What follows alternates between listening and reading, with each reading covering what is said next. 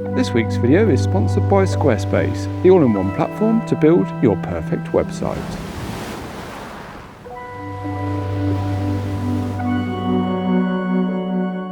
This is the Zenza Bronica ETRSI, a 645 medium format film camera. Now I'm going to be shooting with this camera alongside my digital kit today, but more on that in just a bit.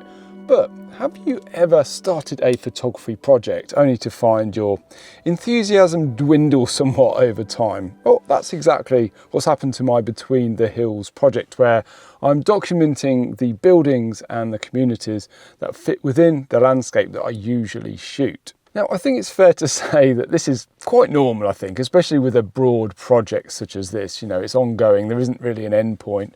But I really want to sort of get back into it, having already spent maybe a year or so on it already. So initially, I started this project to give me a creative outlet that was a little bit different to my regular work. And I think that's such a great way of avoiding burnout in your photography. So I think so far the way I've approached it has been probably too similar to the way that I usually shoot landscapes. And I think this might be where a lot of the problem falls. It's too similar to what I'm usually doing. So I'm hoping to sort of narrow the project down a bit and also make the way I shoot it very, very different.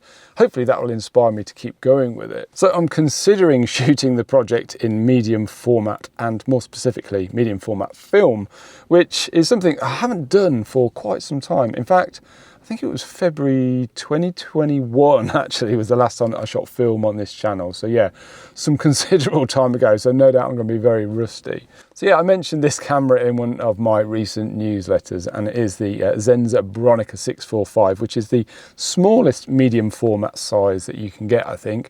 It takes medium format 120 film, and you get 15 shots per roll, as opposed to something like maybe a Pentax 6.7, where I think you maybe get 10. So yeah, the negatives are a fair bit smaller, but still considerably bigger than 35. So I think it's kind of got a nice balance between size, weight, portability, and it's quite economical in terms of the, you know, cost in terms of the film and developing, if that can ever be economical, which obviously it can't. So the plan is today to shoot some coastal kind of documentary shots. There's a lifeboat station down here. There's also some old buildings that might work well. I've not been down here before, so I really don't know what I'm going to get. So yeah, I'm really looking forward to seeing what we can find. Hopefully we can make some images, because I have no idea if this camera works. It's been in my storage for about 6 years now. There's a funny story that goes along with this actually, which I'll talk more about later on, but I think it's time to get out there, brave the windy conditions, and see if we can make some images.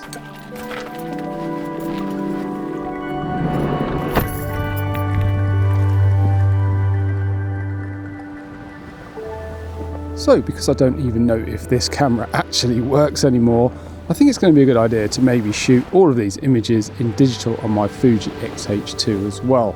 And then when I've got the film developed, you can take a look at the side-by-side comparisons and see how the film images compare to the digital files a bit later on in the video.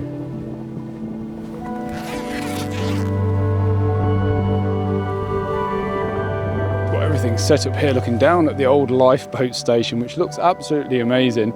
The new one is just situated over to my left here, so I might move around the coast in a little bit and just see if I can get a shot of both. You know, the old and new, I think that tells quite a good story, doesn't it?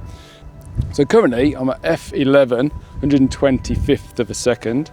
I've got my shutter release cable on, and I kind of wish I was shooting colour film actually, because the colours look absolutely amazing. This red tin roof and some wonderful green netting that runs down the railings on the side. Those complementary colours work really well. So yeah, anyway, we've got black and white film, and that's what we're going with. So I think it's time to take the shot. Now, what I'm going to do is take 2 shots here, and I want to test out what it's like with the mirror locked up and what it's like with it down. So you can lift the mirror up whilst you're shooting, and that hopefully will help avoid some camera shake. So I just want to test out, you know, both sort of examples, if you will. I know it's wasting a shot, but I think it'll be interesting to see at 125th whether it makes any difference or not. So that's what I'm going with. So let's lift the mirror up. The mirror button is over on this side.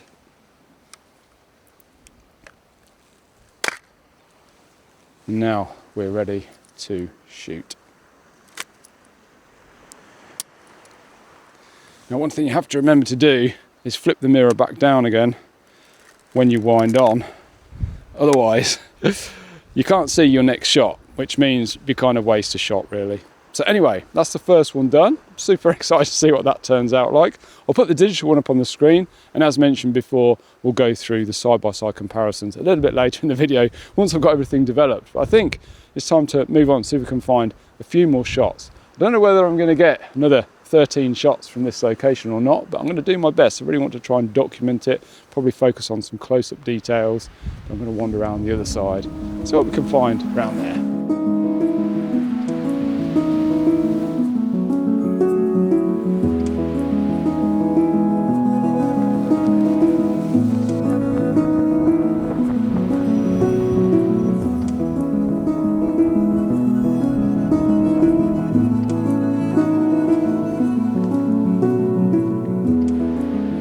I didn't know you could get down here, which is absolutely fantastic. Definitely got to be some shots down here. But before we get on to the next shot, I'd just like to kindly thank the sponsor of this week's video, which is Squarespace. Squarespace has become an essential part of my photography business. It's where I share my photography, sell my products, and create my weekly newsletters. It's basically the easiest way to build your very own website. Now, you don't need any experience at all with web design because Squarespace is a website builder with loads of amazing templates that help you create a customized site in just a few simple steps. Squarespace is great for e-commerce, blogging, or simply sharing a gallery of your favorite photos. It's all very straightforward. You just upload your images, add a bit of text, and you've got an amazing looking website in next to no time at all. So if you'd like to try building your very own website, head over to squarespace.com for a free trial. And when you're ready to launch it, go to squarespace.com/IANWORTH to save 10% off your first purchase of a website or domain. You know, it's something that I highly recommend. I've been using Squarespace for many, many years. So please do go and check out those links. It really does help support the channel as well. Right, let's set this shot up.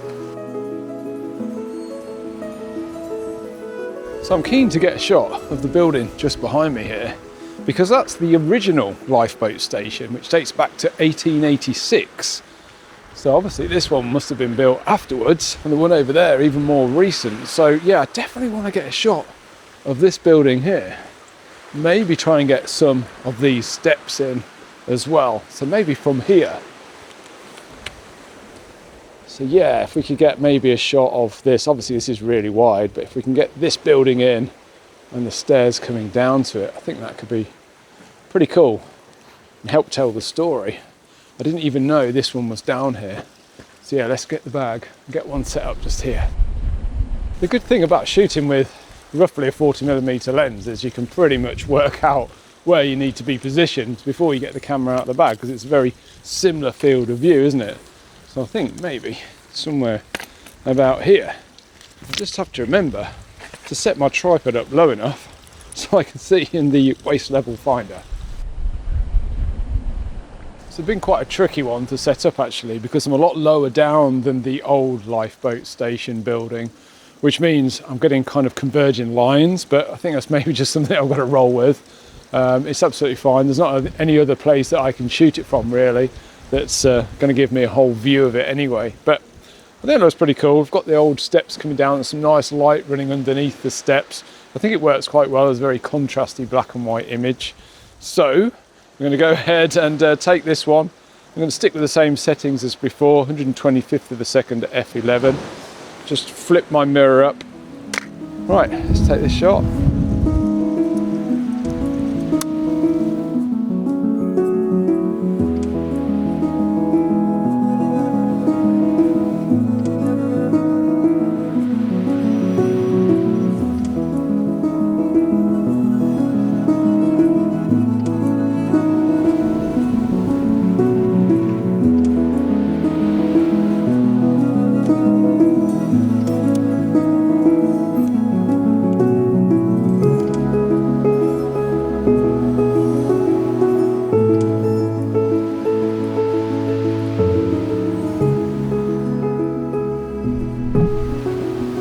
Even though it's rather blustery, it is an absolutely beautiful day.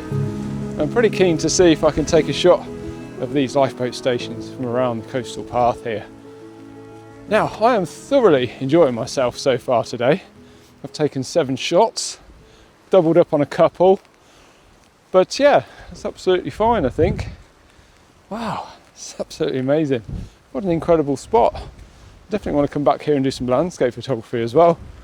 It could be absolutely fantastic. Now, one of the reasons that I'm thinking about switching this project over to film is not because it's better or anything like that. It's more because I'm looking for a different process. And I'm the type of photographer that values the process more than the final outcome in a lot of cases. I like spending time out in the field. I like enjoying making images, and hopefully that leads to good photos, of course. But yeah, it's about the process. This looks amazing. It's so windy up here, it's absolutely ridiculous. I don't know if this is going to come out. I'm going to take 2 shots just to kind of hedge my bets a little bit. 15th of a second with this one, f11. Light levels have dimmed somewhat. And yeah, I don't think this is going to come out. I think it's just too windy up there, but I'm going to take it anyway.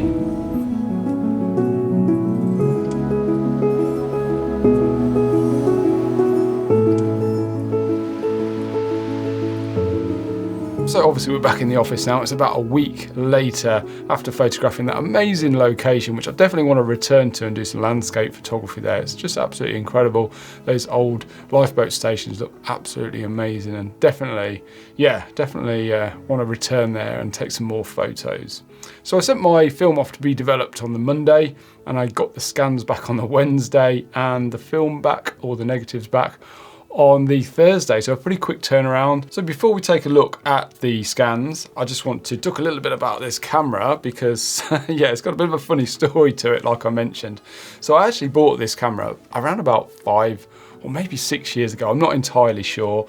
I think I paid around about £150 for it. I bought it on eBay off a dealer that was selling multiple different camera systems. Yeah, I got a really good deal on it, and it's pretty much in mint condition. Now, I actually bought it for a client project. The client wanted some film photography doing alongside the digital photography that I was doing for them. It was quite a big project. So I picked this camera up to use for that particular project. And yes, I put a roll of film through it as soon as I bought it. And I got the scans back, and there was a scratch all the way through the center of all of the images. And it turned out to be a little roller inside the film back was missing. And as the film was passing through, because the roller wasn't there, it was scratching the film. So yeah, that whole roll was wasted. So I contacted the person that I bought it from on eBay, and he kindly said, send the back and I'll send you another one out. He said, I've got another one, I'll send it out for you. He even paid for my roll of film and development as well. So yeah, fantastic. During that sort of time that I was messing around with that, my client then decided that actually they were going to shoot the whole project on digital. So I never got a chance to use the camera for that project. And I thought, hey, it didn't really matter. I'll keep hold of it because I'm sure I'll use it at some point. So then we moved to Wales, and this camera, along with my developing kit, my platinum palladium printing kit, my 4x5 kit, was all in a box, and I only opened it a few weeks ago. So it's been sat in there ever since. So yeah, I never put another roll of film through this apart from that test roll that had the scratch in it. Just quickly show you what the actual negatives look like in the light here. So I was pretty happy with my exposures. I think they all look pretty good. Anyway, let's take a look at these scans, and then we'll do a bit of a side-by-side comparison. Yeah, here's the first one that we shot. Now, as you can see, there's a nice bit of grain in here. If you're into your black and white photography and you like grain, then yeah, I think the grain in this from this film, this Kentmere Pan 200, is pretty pleasing. I quite like it. There are a couple of things that I wasn't so keen on, and that was in some of the highlights there is a bit of blooming going on. So we can see this on this image here.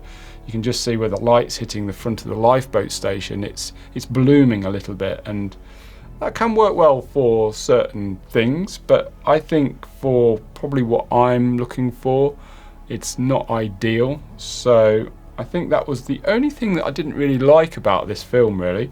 Just the bloom and the highlights in certain areas of the image.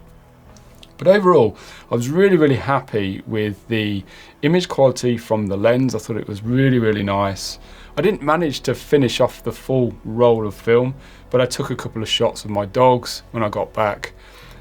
Here's one of Luna, obviously waiting for me to throw the ball for her. So next, let's just take a quick look at some of the side-by-side comparisons between the film shots and the shots that I took on the Fuji X-H2. Now, obviously, you can see here that there's a big difference in the way the images look, and you know, that's understandable, isn't it? You know, we're talking about new technology versus something that is many years old, and obviously we're using a different medium as well, aren't we? Digital and film, they have their own characteristics, and you can see from the images here, the digital files, they're like super detailed, they're really clean, and if that's how, you know, you want to measure image quality, then yes, the image quality is far superior. However, image quality is subjective, isn't it? And you know, one of the reasons that you might want to shoot film is because you enjoy the grain, you enjoy the look, you don't want it to look so clinical. So there's many, you know, different ways of looking at image quality, isn't there? For me, as I mentioned earlier, it's more to do with the process. For this project, I want it to be really different to what I usually shoot, and I want the process to be different as well. And this was definitely a different experience. And when I got back, I was so happy with my day out with the camera. I was thoroughly excited to see the images when they come back from the lab. I was buzzing. I couldn't wait to see what I'd captured. And I think it's that excitement that was, missing, I think, from my photography for this project. So I think, 100%, I'm definitely going to be shooting the rest of this project with film. I'm going to be experimenting with some different types of film. I've ordered a Pro Pack of Gold 200 because I've never shot that film before, so I'm super excited to give that a go. I think that might work well. It's probably one of the cheapest colour negative films available at the minute. I think I paid £42 for 5 rolls of that. So that was, still expensive of course, but definitely a lot cheaper than something like Portra 400, which currently is about twice that price. So I'm going to be giving that a go, seeing if I like that or not, and just trying a few different film stocks out and experimenting, and I think that is what I'm really looking forward to. Learning, experimenting, and just enjoying the process. So I do hope you enjoyed this video. It's a bit of a mishmash of digital and film and just basically me enjoying myself taking photos. If you did enjoy it and would like me to do more videos on film photography, do let me know in the comments. You can either hit the thumbs up button, leave a comment, subscribe to the channel, or all three if you want. I'd really appreciate your feedback. If you do want to see more of it, obviously I'll make more videos. If you don't, then maybe I'll just keep it as a personal project. Anyway, thank you so much for watching. I do hope you enjoyed this video. If you did, there's another one at the top here that you might also like, and on the other side there's a link to my store where you'll find things like my ebook and also my presets. So feel free to check them out if you'd like to help support the channel. Anyway, until next week, take care.